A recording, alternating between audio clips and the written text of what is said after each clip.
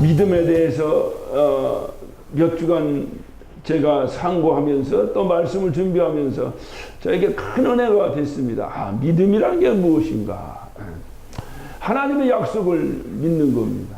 이것을 좀 구체화해서 제가 믿음에 대해서 묵상하는 가운데 하나님이 저에게 준 큰 은혜는 믿음은 보이지 않는 것을 보는 것이다. 보이지 않는 것을 보는 거예요. 그러니까 보이지 않는 것을 보고 그것을 현실로 살아가는 거예요. 이것이 바로 믿음이에요. 그러니까 믿음 있는 자는 어떤 자냐? 보이지 않는 것을 보는데 보이지 않는 것을 무엇으로 보느냐 이 말이에요. 믿음으로 보는 거예요.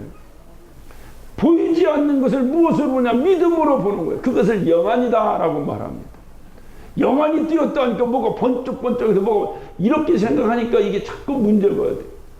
특별한 경우에 하나님께서 보이지 않는 걸 보여줄 수 있고 특별한 경우에는 우리는 그걸 논하자는 얘기가 아니라 일반적인 경우에 우리의 신앙생활을 보자고 말이에요. 오늘날 문제가 된 게 신사도 운동에 큰 문제가 있습니다. 자꾸 은사주의로 나가다 보니까 자꾸 그렇게 현상적으로 그렇게 하다 보니까 이제 이들이 이상한 성경에도 없는 이상한 행태들을 하는 그런 신사도 운동자들을 많이 우리가 주변에 봅니다. 우리는 분명한 것은 제가 여러분께 분명히 말씀드려요. 우리는 성경에서 말하면 말하고 성경에서 말하지 않으면 하지 마세요. 절대로 이것이 여러분이 성경에서 1.1억이라도 더하거나 빼다가 여러분 신앙생활 잘하고 주님 앞에서 심판받을 이유가 없지 않습니까? 그러니까 성경에서 하자는 대로만 하면 돼요. 내가 조금 부족한 것 같아도 성경에서 그렇게 얘기했으면 그렇게만 하면 돼요. 예. 내가 좀 더 나은 것 같아도 성경에서 하지 말라 안 하면 되는 거예요. 예. 우리는 하나님 말씀 믿는 그러니까 성경은 말합니다. 바로 믿음이 뭐냐? 믿음은 보이지 않는 것을 보는 것인데 무엇으로 보냐? 믿음으로 보는 거예요. 그러니까 믿음으로 보이지 않는 것을 보고 살아가는 거예요. 예. 우리는 이런 영안을 가지고 살아야 됩니다. 그러니까 믿음은 보이지 않는 것을 믿음으로 보고 현실 내 그대로 어떤 그 현실에 똑같이 본 것과 같이 그 기쁨으로 살아가는 거예요. 그러니까 믿음 있는 자의 삶이라는 게 뭐냐? 보이지 않는 세계를 보고 현실에 그것을 그대로 적용해서 살아가는 거예요. 그러니까 항상 기뻐하라고 그랬어요. 여러분 항상 어떻게 항상 기뻐? 여러분 눈에 보이는 현실을 봐가지고 어떻게 항상 기뻐합니까? 목사도 못해요. 화가 나면 화는 아니 목사뿐만이 아니라 예수님도 못했어요. 예수님도 육신으로 보이는 것 가지고 항상 기뻐하지 못하셨어요. 그분도 혈기를 내시고 독사의 새끼라고 욕도 하시고 좌판도 뒤집어 엎었어요. 육신에 보이는 것 가지고 항상 기뻐할 수는 없습니다. 주님이 항상 기뻐하라라고 말씀하신 건 보이지 않는 너에게 믿음으로 바라본 그것을 바라보고 항상 기뻐하라는 거예요. 현실에서. 그것이 믿음이라는 거예요. 그러니까 보이지 않는 것, 하나님이 약속하신 보이지 않는 그 세계를 내가 믿음으로 바라볼 때 우리는 기뻐하지 않을 수가 없어요. 아, 나에게 이런 것이 예비되어 있다니. 아, 나에게 하나님께서 이런 약속을 하셨다니. 우리가 기뻐하지 않을 수가 없어요. 만약에 기뻐하지 않는다면 그는 믿음으로 그것을 바라보지 못했기 때문이라 그 말이에요. 네. 믿음으로 그것을 바라지 못하니까 그게 기쁨이 없는 거예요. 너는 현실만 바라보니 현실에 무슨 기쁨이 있겠어요? 여러분이 현실에는 무엇이 있으면 기쁘겠어요? 네. 우리가 그런 찬양을 했습니다. 사람을 보며 세상을 볼 때 만족함이 없었네. 어떻든 여러분이 이 세상을 보며 누가 만족합니까? 여러분이 이 세상을 보고 사람을 보면서 여러분 만족할 수 있습니까? 아무도 만족할 수 없습니다.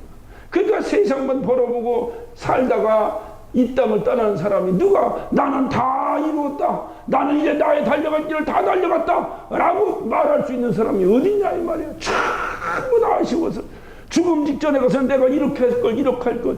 어떤 사람은 내가 가정에 좀 더 다정히 할 걸. 어떤 사람은 내 아내를 더 좀 사랑할 걸. 어떤 사람은 내가 더 좀 돈 좀 벌을 걸. 내가 더 도덕적으로 살 걸. 내가 어떨 걸. 전부 다 이 땅에 사는 것은 후회하고 떠나지 누가 만족하고 떠나는 사람이 어디 있어요? 아무도 없습니다. 그러나 믿음으로 보이지 않는 것을 바라보는 자, 그래서 그 보이지 않는 그것에 대한 약속을 현실로 그대로 옮겨놓고 살아가는 자, 이런 자들은 동일한 고백을 합니다. 다 이루었다. 다 이루었다.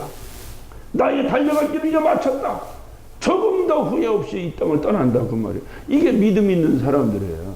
이게 그러니까 우리가 성경을 바라보면서 항상 그러니까 우리에게 주님이야. 에베소 2장 4절부터 보면 긍휼이 풍성하신 하나님이 허물로 인하여 죽었던 우리를 살리시고 예수 그리스도와 함께 하늘에 앉히셨다라고 말했습니다.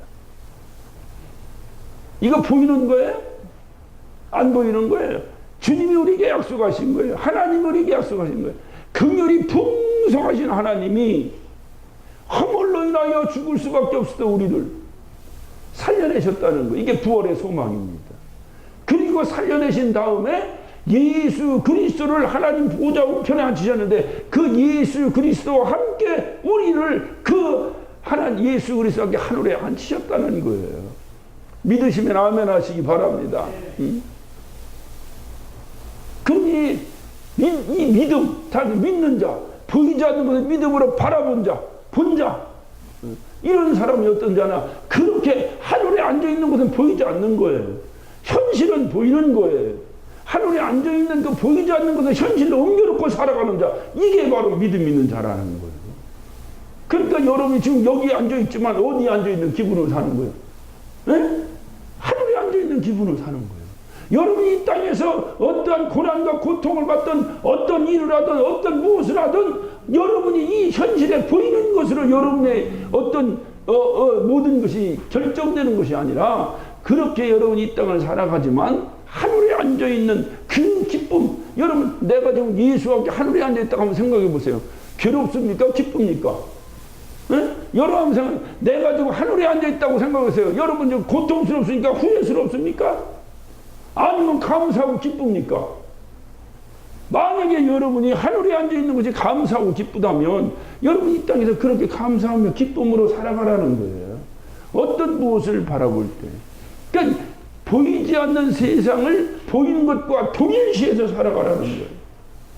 동일시해서. 그래서 히브리서 11장 1절은 믿음에 대한 정의를 이렇게 합니다. 믿음은 뭐예요? 바라는 것의 실상이다. 바라는 것은 보이는 거예요? 안 보이는 거예요? 안 보이는 거. 실상은 보이는 거예요? 안 보이는 거예요? 보이는 거. 그 믿음은 바라는 것, 보이지 않는 것의 실상이라는 거예요. 그러니까 보이지 않는 그것을 그대로 실상으로 살아가는 게 믿음이라는 거예요.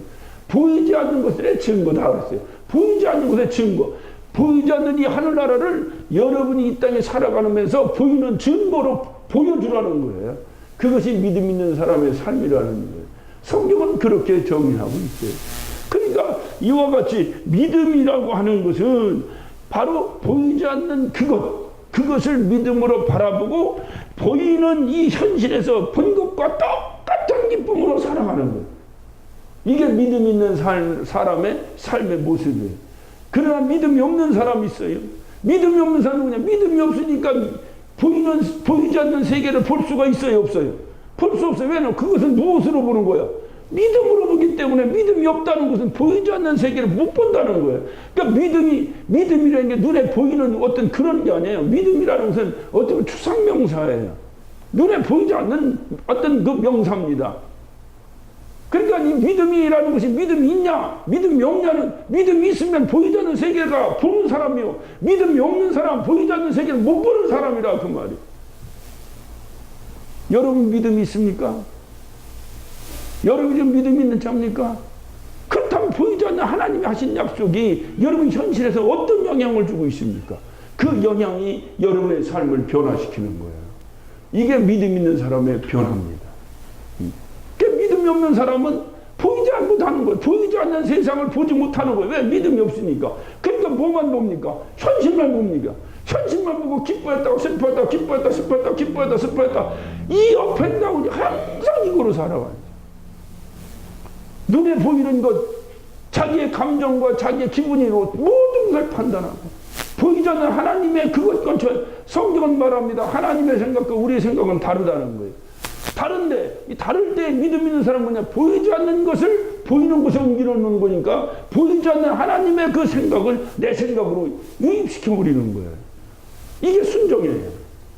그런데 보이지 않는 것을 못 보니까 항상 보이는 자기의 삶, 자기의 생각, 자기 이성만 가지고 이 육신의 삶에서 그것만 가지고 모든 걸 판단하려고 하고 믿음 없는 자가 교회 어떤 신앙 이런 모든 것을 어떤 정의하고 판단할 때에 바로 그렇게 철학적으로 또는 그렇게 어떤 이성적으로 도덕적으로 모든 걸 판단하니까 잣대가 뭐냐? 전부 다 정죄하는 잣대밖에 없어. 보이지 않는 곳에서는 주님은 우리에게 뭐라고 하냐? 너는 의롭다는 거예요. 보이지 않는 곳에서는 하나님이 나를 의롭다고 하는 거예요. 보이는 곳에서는 난 뭡니까? 죄인이에요. 그러니까 보이는 것 가지고 자꾸 얘기하면 다 죄인이에요. 다 죄인. 보이지 않는 것을 보면 다 의인이에요.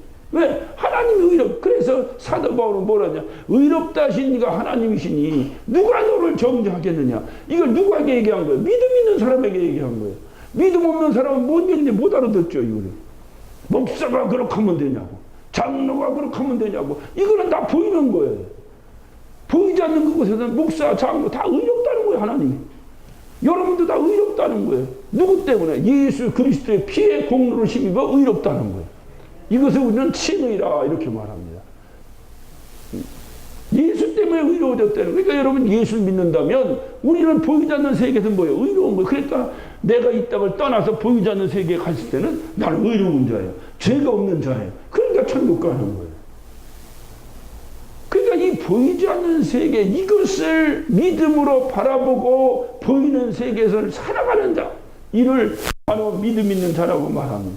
성경은 예수 그리스도가 우리에게 본이 되셨어요. 예수님은 바로 보이지 않는 세계를 보이는 세계와 일치시켜버렸어요. 동일합니다. 그래서 보이지 않는 세계의 기쁨을 보이는 세계에 기뻐하셨고, 보이지 않는 그 세계의 그 어떤 느낌을 보이는 세계 그대로 느낌을 갖다 오셨어요. 그렇기 때문에 예수 그리스도는 이 어떤 보이지 않는 세계의 그 느낌과 기쁨과 그리고 확신, 이것을 분명히 그대로 현실에 받아들였어요. 그러니까 예수님 우리에게 그 삶의 본을 보여주신 거예요. 우리는 예수님께서 그 사랑했던 그 배단이 나사로의 그 집을 방문해서 죽어서 나흘이나 지나 썩은 냄새가 푹푹 나는 나사로에게 다가가는 모습을 우리는 성경을 통해서 봅니다. 여러분 한번 찾아보세요. 요한복음 11장. 요한복음 11장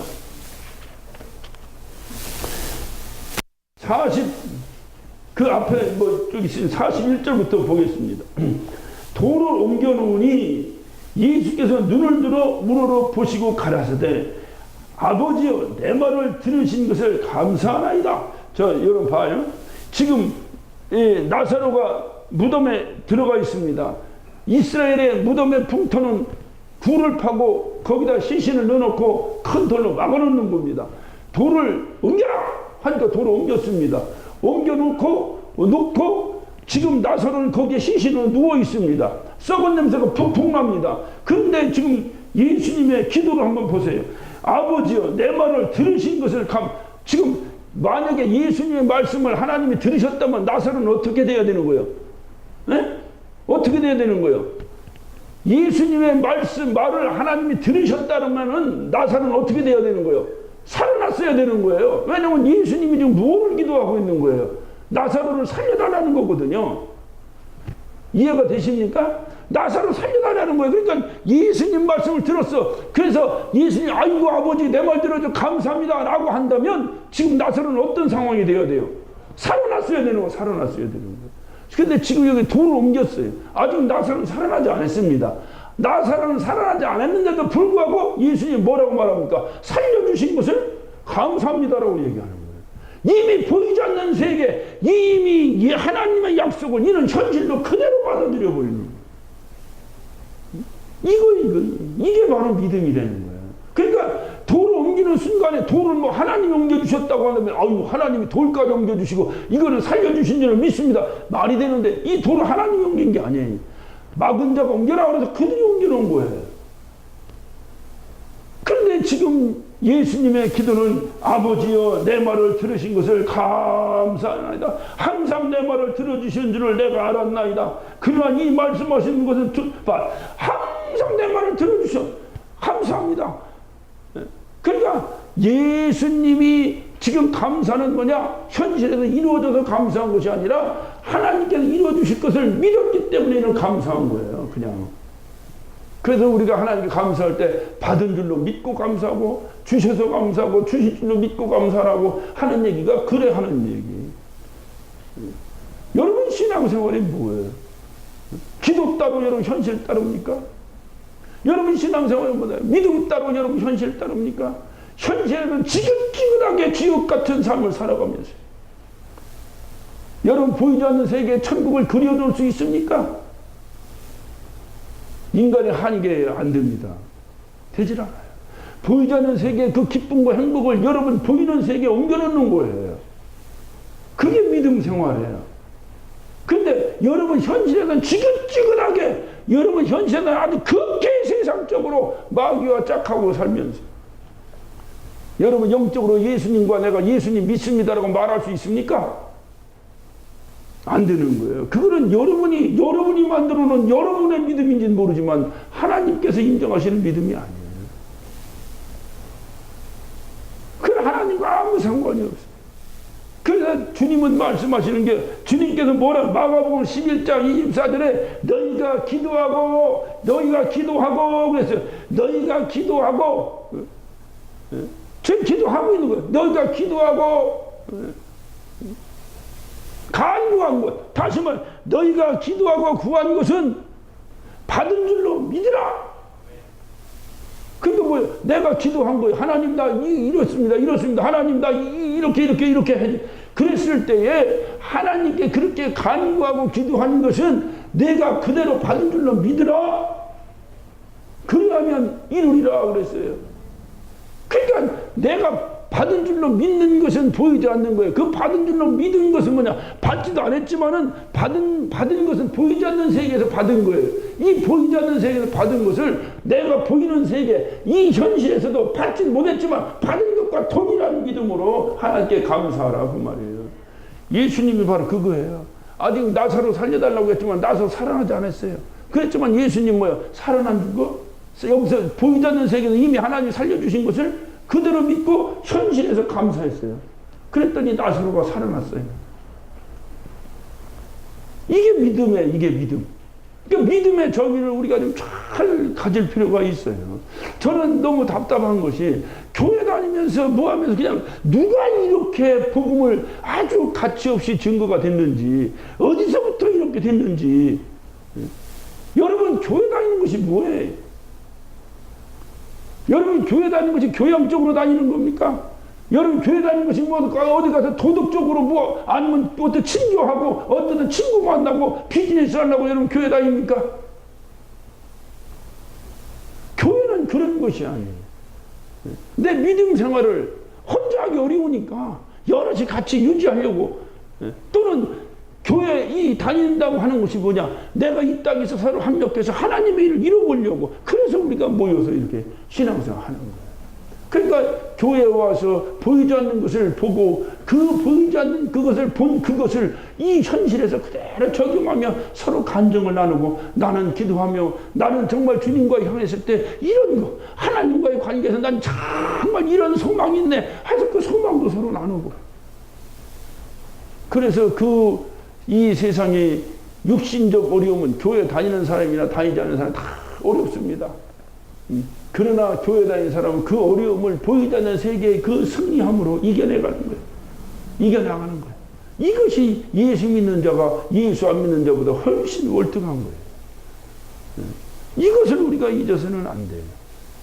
그러니까 성경이 말하고 있는 건 바로 그런 거예요. 똑같이 그렇게 하셨다. 그러면 아브라함이라고 하는 사람이 있어요. 구역에. 이 아브라함이라고 하는 사람도 똑같이 예수님과 똑같이 그랬어요.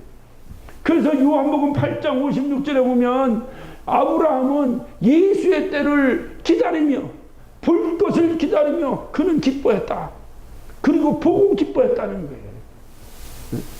한번 여러분 그거 조금 앞에 좀 찾아요. 요한복음 8장 56절을 봅니다. 너희 조상 아브라함은 나이 때 볼 것을 즐거워하다가 보고 기뻐하였느니라. 이미 이는 예수님보다도 이 인간적인 이 세상의 역사로 보면 예수님보다 훨씬 먼저 이 땅에 온 사람이 아브라함이에요. 그래서 마태복음 1장 1절에 아브라함과 다윗의 자손이라고 예수님을 소개하고 있는 거예요. 영적으로는 예수님은 하나님이세요. 그는 스스로 존재하시는 분이에요. 그러니까 이 아브라함이라는 사람은 육신적으로 생각하면 이 당시 예수가 누군지 예수라는 건 들어본 적도 없는 사람이에요. 근데 우리 주님은 뭐라고 말하냐? 이가 바로 너희 조상 아브라함은 나이 때를 볼 것을 즐거워했다. 무엇으로?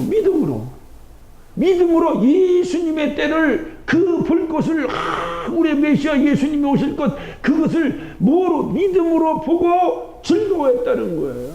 그리고 보고 기뻐했다는 거예요. 그러니까 보이지 않는 그 기쁨을 보는 기쁨과 동일시해 버리는 거예요. 이것뿐이 아니에요. 여러분 아브라함이 이삭을 하나님께 드립니다. 이 믿음장 히브리서 11장을 한번 열어봐요. 히브리서 11장 17절부터 한번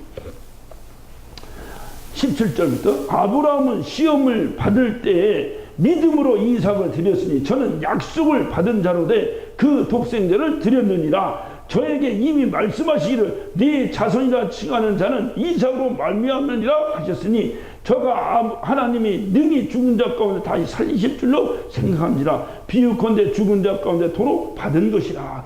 여러분 잘 생각해봐요.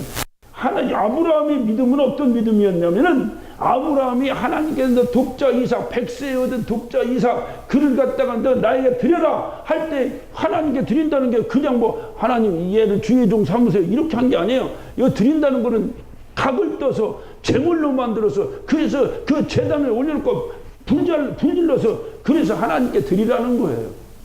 특히 다시 말하면 죽이라는 거예요. 하나님 앞에서 내 백세 얻은 아들을 죽이라는 거예요.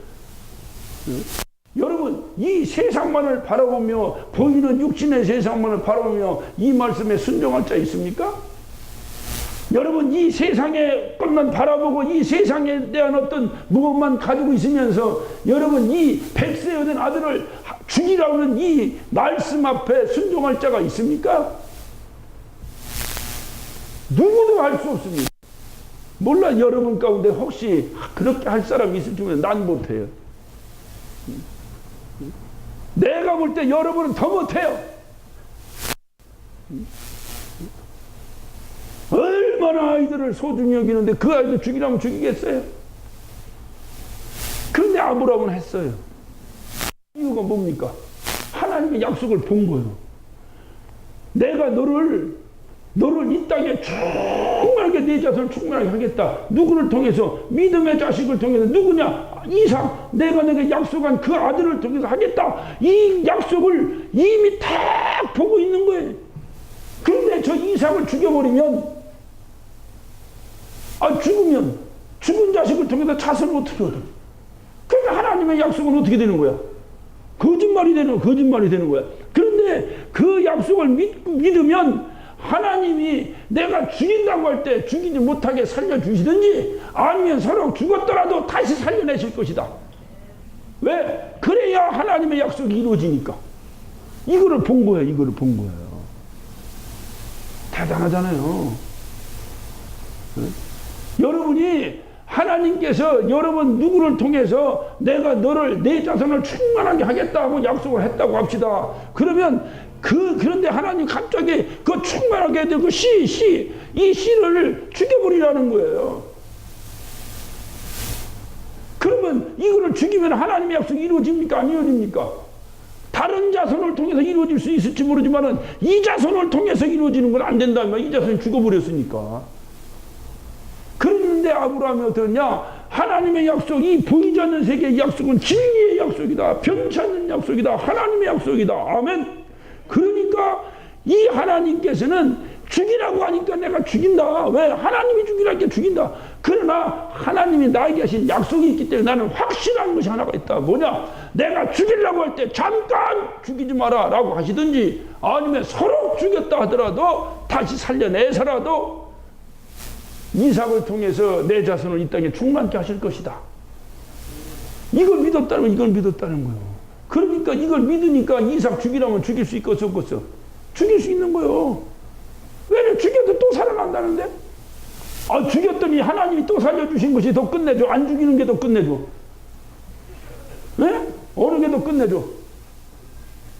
아니, 하나님의 역사에서 죽였더니 탁 다시 우다다닥 하고 다시 부활해 나오는 게 더 끝내줘. 아니면 불순종하고 안 죽이는 게 더 끝내줘.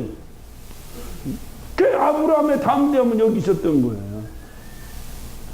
혹시라도 믿음이 조금 자기보다 연약한 자기 아내가 반대할까봐, 혹시라도 믿음이 없는 자기 종이 반대할까봐 아무에게도 말하지 아니하고 새벽부터 출발해서 3일길을 걸어서 올라갑니다.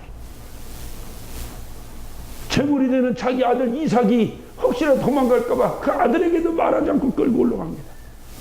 그때 이 아브라함의 심정이 어떻겠어요? 하나님 믿습니다. 내가 믿습니다. 아, 첫날 믿었어. 둘째 날 가니까 약간 헷갈릴 수 있어. 그런데도 믿고 가는 거야.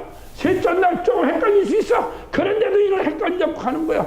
작심삼일은 아브라함에게 안 통합니다. 3일 동안 걸어간 거예요. 그리고 그 후에 올려놓습니다. 그리고 그는 농담처럼 그 이삭이 말, 아버지 재단도 있고 다 있는데 드릴 재물이 어디 있습니까? 아무것도 모르고 묻는 이삭 자기 아들에게 네가 죽어야 된다 이놈아, 그렇게 말씀하지 않습니다. 아브라함이 뭐라고 말합니까? 하나님께서 예비해 주실 것이다. 여러분 그냥 한 얘기라고 생각하세요? 이게 아브라함의 믿음이에요. 하나님의 믿음. 그리고 그는 올려놨습니다. 그리고 칼을 꺼내 그 목줄을 향해서 칼을 꽂으려고 할 때 아브라함아, 아브라함아, 네 아이 이삭을 해하지 마라.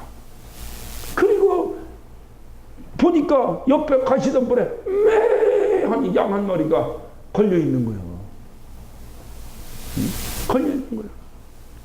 저는 이 생각 아니에요. 그 양이 순간에 하나님이 요술 부려가지고 탁 찔르려고 순간 양이 탁 나타났는가? 아니면 그전부터 양이 거기 걸려 있었겠는가? 오늘날 신비주의자들이 말하는 것은 순간에 양이 거기 걸렸다고 생각합니다. 뭐 하나님이니까 능히 할 수 있어요. 그러나 성경의 전반을 통해서 하나님을 비인격적으로 그렇게 보시면 이미 양을 하나님이 준비하신 거예요. 믿음을 끝까지 갖기 때문에 준비된 양을 이 아브라함이 만난 거예요. 오늘날 우리에게도 하나님이 주신 약속이 있어요. 믿음으로 끝까지 가야 되는데 가다가 진짜 쓰러지니까 그 약속을 우리 눈으로 못 보는 거예요. 바로 아브라함은 보이지 않는 그 세계의 그 어떤 그 환상을 보이는 세계에 그대로 적용하고 살았어요. 믿음 따로 현실 따로가 아니에요. 오늘날 우리가 뭐라고 얘기하면 아이 그거는 하나님 성경에 있는 얘기고요. 현실이 이런 사람 많아요. 아니 예수 믿는다고 하는데 그렇게 얘기한다니까요. 그거는 영적으로 그런 거지만 현실 육적으로는 그런 이런 사람 많아요. 하나님은 영과 육을 구별하지 말라는 거예요. 구별하지 않는 자가 믿음 있는 자라는 거예요. 그래서 이런 저를 하나님이 보시고 야 네가 나를 이렇게 살아난 줄 너는 시험에 합격해. 벌써 그 창세기 22장에 시작하면서 이삭을 바치라는 명령을 하시면서 주님이 하나님께서 먼저 하신 말씀이 뭐예요? 아브라함을 뭐 했다고? 시험하사. 아브라함을 시험하사 독자 이삭을 바쳐라. 그러니까 하나님은 심술 부리려고 일부러 줬다 뺐다 한 것이 아니라 아브라함의 믿음을 테스트했다. 테스트. 여기서 유혹이 템테이션이 아니라 테스트했다 이 말이에요. 테스트하기 위해서 너 독자 이삭 그것도 20살에 얻은 놈도 아니고 100살에 얻은 놈을 들여봐라. 그랬더니 아무런 생각 없이 그 진짜 정신 나간 사람인지 이게 뭐한 사람인지 그냥 가서 죽이려고 올라가니 하나님이 당황하셨어. 얼마나 당황했는데 잠깐 그 아이에게 해하지 마라. 네가 나를 사랑하는 걸 내가 이제 알았다. 여러분 하나님 그전엔 모르셨겠어요? 그럼에도 불구하고 우리를 테스트하시더라고요. 우리 스스로 확증하게 하신다는 거예요. 성경은 확증하라는 거예요. 네 스스로. 네가 하나님 사랑하는지 안 하는지, 네 안에 예수님이 계신지 안 계신지 네 스스로 확증하라는 거예요. 나는 하나님 사랑하는데요 했더니 하나님이 아니요 너는 내가 보니까 사랑하네 이렇게 안 하시는 거예요. 내 스스로 아이고 하나님 난 당신 사랑 못했습니다 이렇게 스스로 말하는 거예요. 아이고 하나님 난 주님 사랑합니다 스스로 말할 스스로 나의 삶을 스스로 판단할 수 있도록 가르쳐준다 이 말이. 아브라함이 하나님 사랑한다는 걸 행동으로 보여줬어요. 그러면 덕자 이상 100세 얻은 아들을 바칠 정도니 어느 무엇을 못 바치겠어요? 마누라 바치라면 바치겠어, 안 바치겠어? 에? 이건 할렐루야요. 왜? 이건 막 나바치도 팔았다 뺏어온 사람인데 뭐 2번씩이나 남 주었다 뺏었잖아. 에? 그러니까 100세 얻은 아들을 바치라는데 그걸 바칠 정도면 나머지 건 어떻게 되는 거야? 더 이상 테스트할 필요가 없다고 말이야. 하나님 더 이상 테스트할 필요가 없다 이거는. 그러니 내가 바로 믿음 중에 믿음이다 그 말이야. 그래서 아브라함을 믿음의 조상을 만드신 거예요. 그래서 믿음의 조상 아브라함, 믿음의 조상. 모든 믿음 있는 사람들이 봐요. 아브라함, 우리가 믿음 생활하다가 이 땅을 떠납니다. 떠나면 다들 말합니다. 아브라함 품으로 갔다 하라고 말합니다. 그게 뭔 얘기야? 그것은 바로 믿음으로 이 땅을 떠났다 그 말이에요. 아브라함과 같이 믿음의 반열에 올라갔다 그 말이에요. 그러니까 믿음 하면은 우리가 볼 때 이것이 산성인가 알칼리성인가 뭐 이거 테스트하려면 그 옛날에 뭐 그 리트머스 시험지라는 것도 넣었다가 뺐다 하면서 합니다. 마찬가지로 내가 믿음의 반열에 가냐 안 가냐의 리트머스 시험지가 뭐냐면 아브라함이야. 아브라함을 갖다 딱 비춰봤을 때 아브라함 반열에 딱 올라오면 믿음이 있고 딱 비췄더니 약간 삐딱이 나가서 그러면 아닌 거예요. 이 아브라함. 대단한 사람. 그러니까 이 사람 바로 뭐냐? 이 사람은 보이지 않는 그것과 현실을 일치시켜버린 거예요. 그러니까 아들도 보이지 않는 세상에서의 하나님의 약속을 보이는 세상에 그대로 아브라함은 일치시켜버린 거예요. 그러니 하나님이 너를 갖다 믿음의 기준을 삼겠다 그 말이에요. 믿음의 조상이라니까 무슨 뭐게 아니라 믿음의 기준이야. 그러니까 아브라함이 믿음의 기준이야. 이 믿음의 기준에서 모든 믿음이 있고 없고가 판단되는 거예요. 그러니까 내가 믿음이 있다는 건 뭐예요? 보이지 않는 세상에 그 약속을 현실과 똑같이 내가 받아들이고, 그리고 보이지 않는 세계에서 하나님이 하신 약속을 내가 현실과 똑같이 받아들인다면 하나님이 나에게 무엇을 요구하든지 그것이 나에게 왔던 그것 그대로 하면 되는 거야. 너는 네 아들 말고는 더 이상 아들 안 줄 거야 했는데 주기라고 하면 못 주는 거예요. 난 못 주는 거예요. 왜? 이 아들 외에는 하나님 안 주신다고 했는데 이 아들 가져가시면 어떡합니까? 그러니까 난 못 주는 거예요. 그러니까 보이지 않는 그것에서 그대로 일치. 그래야 하나님이 아브라함을 믿음의 조상. 그러니까 믿음의 조상을 딱 삼으시면서 하나님께서 아브라함에게 내가 너를 믿음의 조상을 삼는데 믿음의 조상을 삼는 과정으로 하나님께서 아브라함에 귀한 복을 허락하십니다. 그게 바로 뭐냐? 너는 복의 근원이 되라. 야, 이게 복의 근원이 되라. 그러니까 예수 믿으면 안 되는 사업이 잘 되고 예수 믿으면 뭐가 아니 여러분 예수 믿으니까 못 낳던 아이를 낳고 뭐 예수 믿으니까 뭐 바람 났던 남편이 돌아오고 여러분 이렇게 생각하니까 참 이게 참 그러니까 보이지 않는 것을 보이는 것에 늘었더니 이게 그게 아니야. 이게 보이는 하나님을 갖다가 이 천지 만물을 창조하신 이 하나님을 갖다가 한찮은 피조 세계로 끌어들여 가지고 그래서 고작 피조 세계에서 우리들의 대장 노릇이나 하게 만들어 버리는 이러한 비참한 우상 숭배로 바꿔버렸다 그 말이요. 응? 다시만 이 세상 쪽으로 하면 대통령 갖다가 끌어내려서 우리 동네 골목대장 만들어버리는 거 똑같은 거예요. 우리 하나님이 그런 분이 아니에요. 그래서 하나님이 복의 근원이 바로 뭐냐? 오늘 여러분 본문 말씀을 이제 보죠. 본 말씀은 2절에 주님이 약속하셨습니다. 내가 너로 큰 민족을 이루고 내게 복을 주어 내 이름을 창대케 하리니 너는 복의 근원이 될지라 라고 말씀합니다. 1절을 봅니다. 여호와께서 아브라함에 이르시되 너는 너의 본토 친척 아비집을 떠나 내가 내게 지시한 땅으로 가라. 무슨 얘기예요? 1절의 표현이 무슨 얘기예요? 한마디로 얘기하면 너 오직 나만 바라보고 살아라 그 말이에요. 믿음의 시작은 여기부터 시작되는 거예요. 무슨 얘기 하겠어요? 믿음의 시작은 오직 하나님만 바라보는 거예요. 네. 만약에 여러분이 오직 하나님만을 바라보지 못한다면 우리의 믿음을 다시 조정해야 됩니다.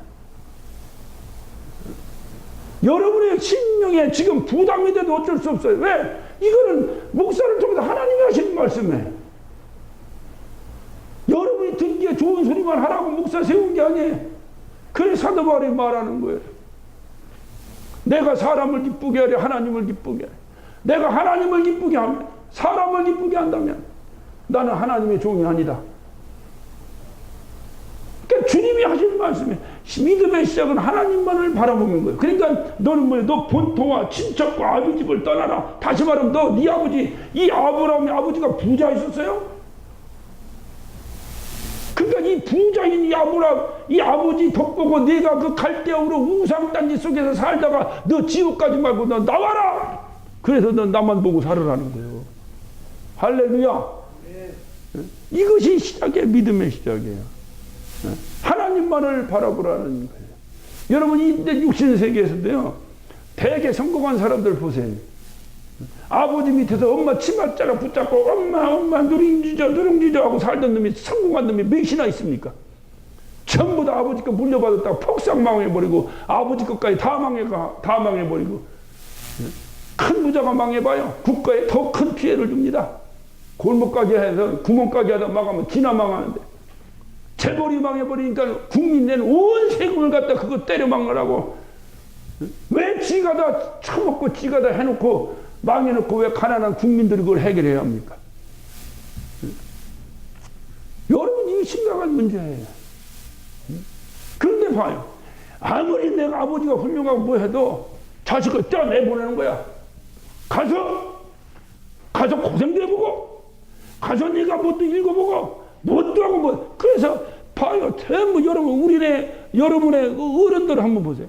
다 고향을 떠나고 무엇 떠나고 그저 다 뭐 이런 사람들이 가가지고 무엇도 한 건 하고 해가지고 큰 일을 이루지. 아버지 밑에서 엄마 그 마마보이처럼 살던 사람이 성공한 사람 봤어요? 이런 것은 우리 인류 역사의 하나의 역사 히스토리예요. 이런 역사를 보고 여러분 자녀를 길러야 돼요. 여러분이 끝까지 책임지려고 하면 안 돼요. 그럼 그 자녀를 바보 만듭니다.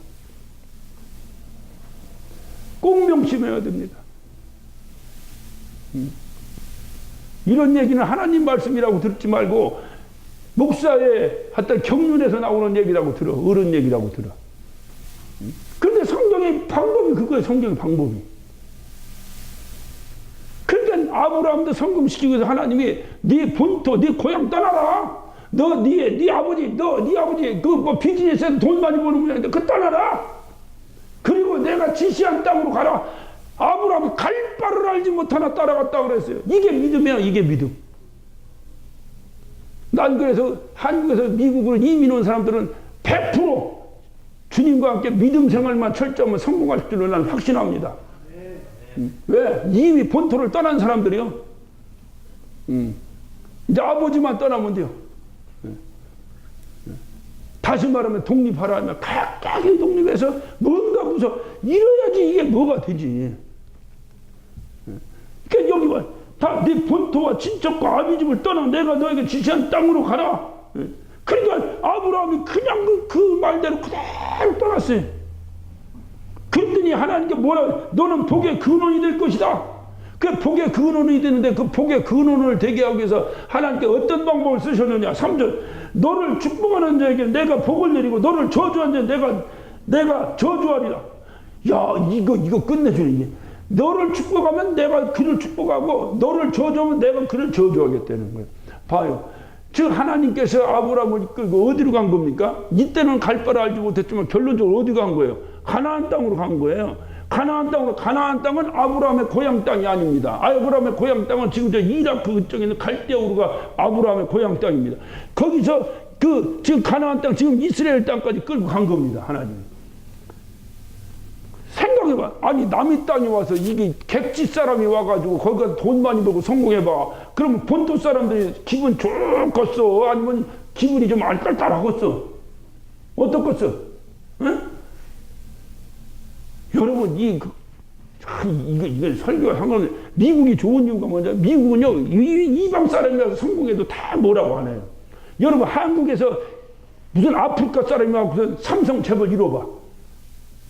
아마 모르게도 벌써 이게 벌써 다 때려쳤을 것이다. 그 미국이 훌륭한 나라 이게. 아무나 와도 지가 열심히 노력해 성공하라는 거예요. 이게 여러분 한국에 있으면 텃세라는 얘기 들어봤어? 못 들어봤어?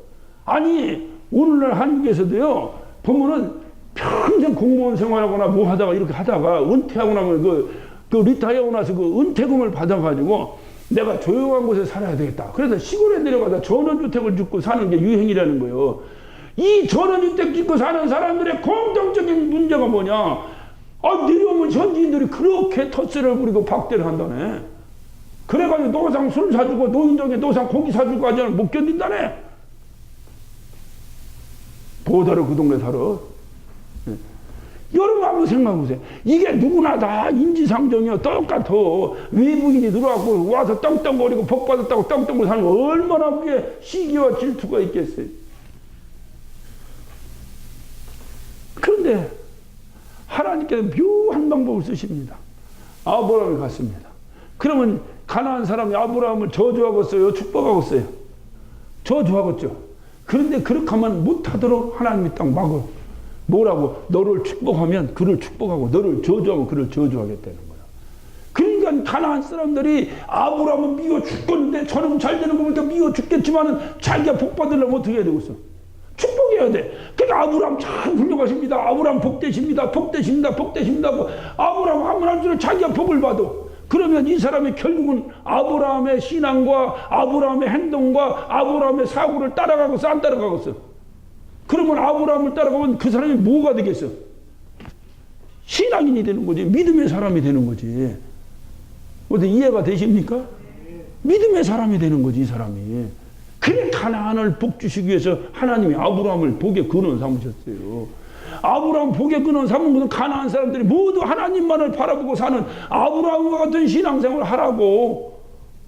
아브라함 저 혼자 잘 먹고 잘 살라고 떡떡거리라고 복의 근원을 만든 게 아니고 아브라함 주변에 있는 모든 자들이 아브라함과 같은 신앙생활을 하도록 그렇게 하셨다고 말이에요. 여러분 이것이 복의 근원이에요.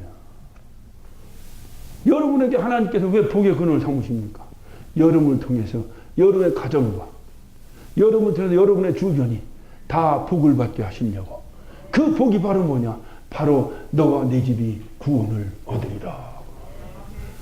사도행전 16장에 사도 바울이 2차 전도여행을 떠났습니다. 떠나가지고 빌립보 지역에 갔습니다. 갔더니 저만한 귀신 들린 여자가 와서 쫙 가서 집적됩니다. 바울이 탁 그런 향해서 내가 예수의 이름 명하니 더러운 신 떠나라 하는 순간에 저만한 귀신 안에 들어가 있던 저만한 여인에게 들어갔던 귀신이 떠나버렸어요. 귀신이 떠나보니까 이 여인이 점을 못 쳐. 점을 못 치니까 이 점쟁이를 고용했던 사장이 망하게 생겼어. 그러니까 이 사장이 바울과 신라를 관원에다 고발합니다. 저가 내 사업 망하게 했다고. 저가 들어보지도 못한 엉뚱한 사상 퍼뜨리면서 이 동네를 혼잡하게 하고 있다고. 그래서 그 아이가 그 고소를 받은 그 바울과 신라가 빌립보 감옥에 갇힙니다. 퀴즈, 여러 퀴즈. 성경은 이렇게 말합니다. 바울과 신라가 밤이 맞도록 찬양하며 기도했다. 무슨 기도했을까요? 무슨 기도했을 것 같아요? 객관식으로 한번 해볼게요. 둘 중에 하나 50%. 하나님, 나를 이 감옥에서 석방시켜 주시옵소서. 내가 이 갇혀있으니까 아무 일도 못합니다. 빨리 나를 석방시켜 주시옵소서. 이렇게 기도했을까? 아니면 하나님을 알지 못하는 저 관원들, 저 간수들, 저 죄수들, 저들도 구원하여 주시옵소서. 이렇게 기도했을까? 어떻게 기도했을까? 어떻게 기도했을 것 같아요? 2번? 왜 2번이요? 통박 돌리니까, 이거 싹 돌리니까 2번이 맞겠지? 2번이 맞아요. 맞아. 왜 맞느냐? 그 이후에를 보면 알아요. 여러분 한번 사도행전 16장을 한번 잘 봐요. 사도행전 16장을 한번 봐요.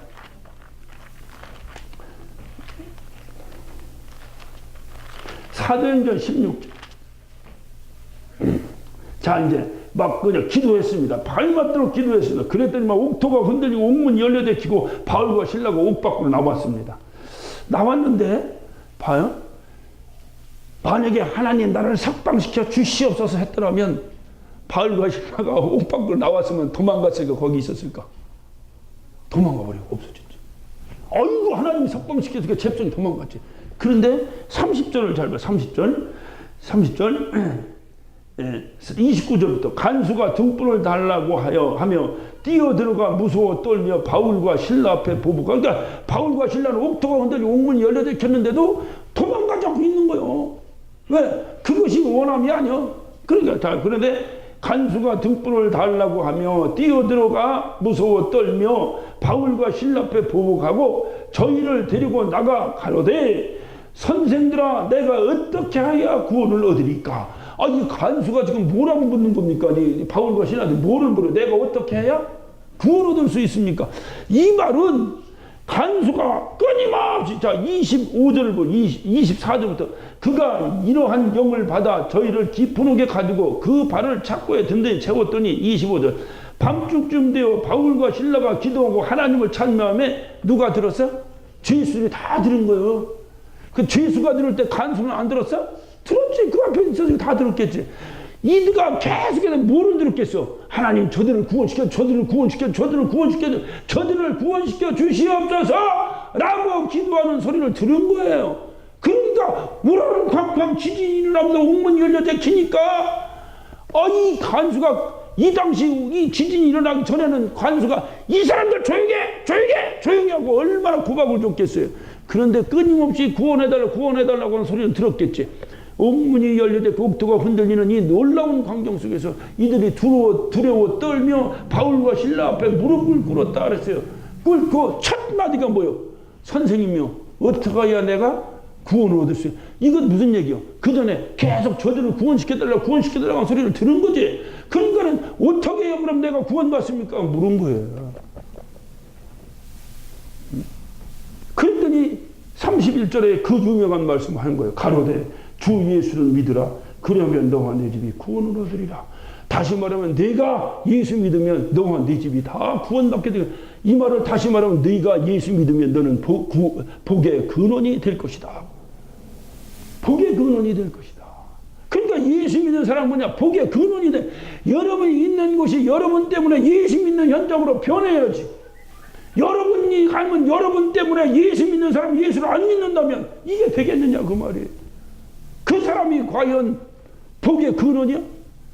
그러면 여기서 뭐 믿음과 복의 근원은 같은 동급인데, 믿음의 조상은 복의 근원인데, 복의 근원이 아니면 믿음의 조상이 아니란 얘기지. 여러분 때문에 예수가 증거되고 있는가? 아브라함은 아브라함의 삶 때문에 하나님이 증거됐어요. 예수님 때문에 하나님이 증거됐어요. 바울과 신라 때문에 하나님이 증거됐어요. 여러분 때문에 하나님이 증거되고 있는가? 이것이 복의 근원이에요. 이 복의 근원이 되라는 거야. 복의 근원을 만드신 것은 우리가 복의 근원 되는 것이 하나님이 우리에게 향한 목표가 아닙니다. 하나님이 우리에게 향한 목표는 복의 근원 그 너머에 있는 거예요. 복의 근원 너머에 뭐가 있는 거예요? 우리 때문에 다른 사람들이 그 근원을 바라보고 다 복 있는 사람 만들으라는 거예요. 다시 말하면 예수 믿는 사람 만들으라는 거예요. 예수 믿는 자가 또 복의 근원이니까. 그러니까 예수 믿으면 복이니까. 예수 믿는 게 복이니까. 너 때문에 예수 믿는 자들이 나오라는 거예요. 그러기 위해서 너를 복의 근원 만들었다는 거예요. 복의 근원 만들었더니 저나 잘 먹고 잘 살라고 하냐? 아니에요. 성경 그렇게 얘기하고 있지 않아요. 그런데 여러분 예수 믿으면 뭐하러 부자 되려고 자꾸 하십니까? 목적이 있어야 돼요. 하나님, 내가 복의 근원이 되면 하나님 나를 통해서 얼마나 많은 영혼이 주님 앞에 다가오겠습니까? 할렐루야, 할렐루야. 그래서 성경은 말합니다. 이렇게 복의 근원이 된 이런 자에게 하나님은 정말로 놀라운 축복을 약속하시니, 여러분 한번 다니엘서 다니엘서 12장 3절을 봅니다. 지혜 있는 자는 궁창의 빛과 같이 빛날 것이요 많은 사람을 옳은 대로 돌아오게 하는 자는 별과 같이 영원토록 비추리라. 할렐루야.